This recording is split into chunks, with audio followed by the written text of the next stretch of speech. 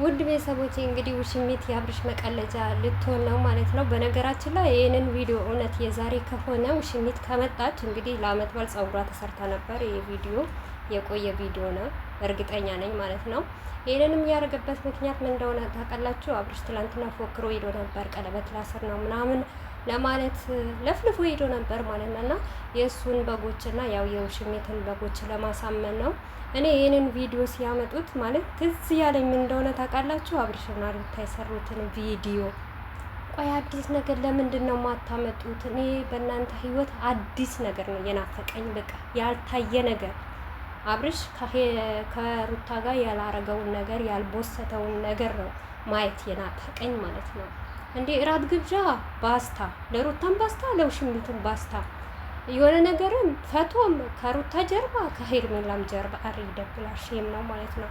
እና ውድ ቤተሰቦቼ ለማንኛውም ማለት ነው ለዛኛው ሰው መልስ ለመስጠት ነው የሚያመጣው ማለት ነው። ምንም የቆየ ቪዲዮ ነው በዛ ላይ ማለት አዲስ ቪዲዮ አይደለም።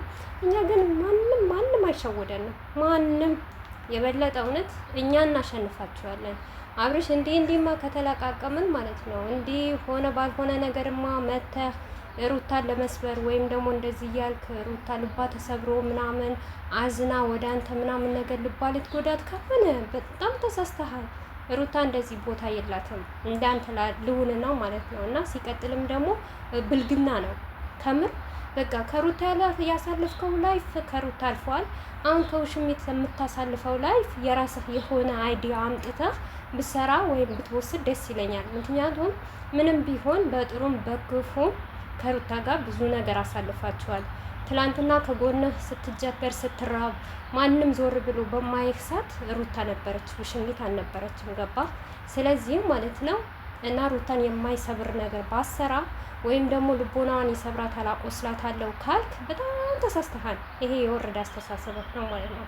እና ከዚህ ሁሉ እኔ ማቀው ሩታ እንደምትመራት በቃ የሩታ ቪዲዮዎችን እየወረድክ እያየ ፈትዋቿን ምን እንዳረግ እና ይህንን ነገር ደግሞ በአንተ አይጠበቅም ማለት ነው።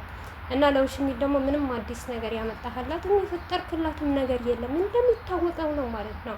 እነዛን ሰፈሮች ለማሳመን የምታረገው ጥረት እውነት ትላንትና ያንን ስለሆነ አሁን በተግባር አሳየ። ሩታን ቦታ አልሰጠት እንዲትባል ነው